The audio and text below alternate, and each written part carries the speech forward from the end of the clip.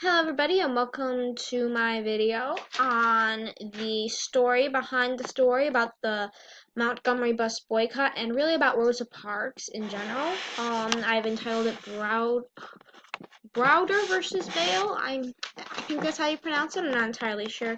So I called it that because that is the court case which ensues as a result of this incident. So I figured that'd be a good name to give it. Now, everybody knows the story of the Montgomery bus boycott, but hardly anyone knows the real events surrounding them. One of these little-known actions was the court case of Browder versus Gayle, which was the legal downfall of the segregation systems in Alabama and eventually the whole country. The whole story starts, as one might expect, on a bus. The date is March 2nd, 1955. On this bus ride four young African-American women: Aurelia Browder, Susie McDonald, Marie Lewis Smith, and Claudette Colvin. At a bus stop, the four of them were asked to surrender their seats to white passengers. Two complied and moved accordingly. However, two of them refused to move. When the police came to arrest the girls, one of them became so scared she ran and left.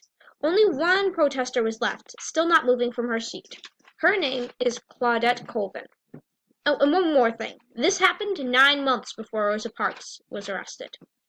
Now you may be wondering, who is Claudette Colvin? And why do we all know about Rosa Parks' name, and everyone was so upset about her arrest, and yet not Claudette Colvin's?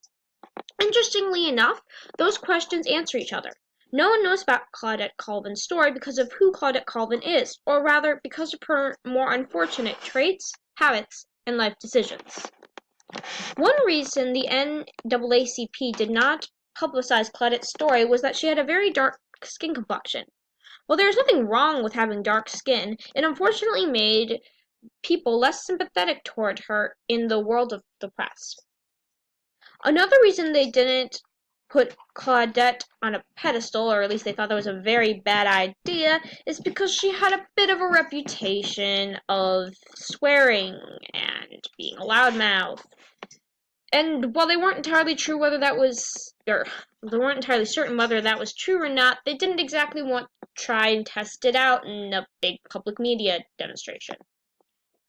But the biggest reason they didn't advertise for Miss Claudette's case was the fact that several months after the incident, it was found she was pregnant with a child of a married man. The very Baptist Southerners would not take her as a symbol of suffering African Americans very well. Now this proved they could not use her story, and this made them very upset. After all, her story is great. If only it hadn't been Claudette who had it. Like if the NAACP's fine secretary, Miss Parks, had this happen to her. Ah, it would be so much better. Then the NAACP got an idea. What if they could repeat the same situation with press present with Miss Rosa Parks? I mean, Miss Parks is the perfect person to do it. She has light skin. She is a high-ranking member of the NAACP as its secretary, and she is great with the authorities and press. So the NAACP, with Miss Parks' permission, gave her her orders.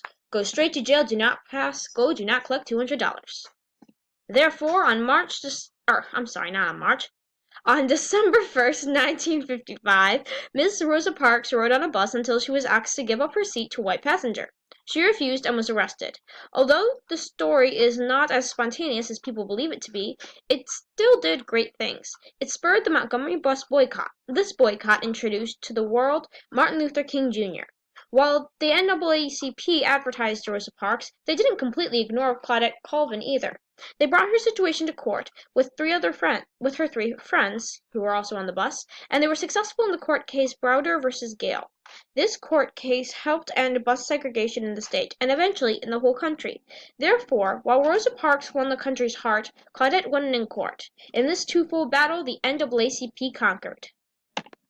So in conclusion, Claudette Colvin refused to give up her seat on a bus in Montgomery on March 2nd, 1955.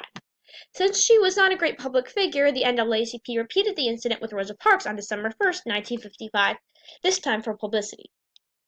Rosa Parks convinced the world that bus segregation was a serious issue, and Claudette Colvin convinced the courts of its injustice. Basically, nobody today knows who Colvin. Also, basically today, as you might have figured out, nobody knows who Claudette Colvin is.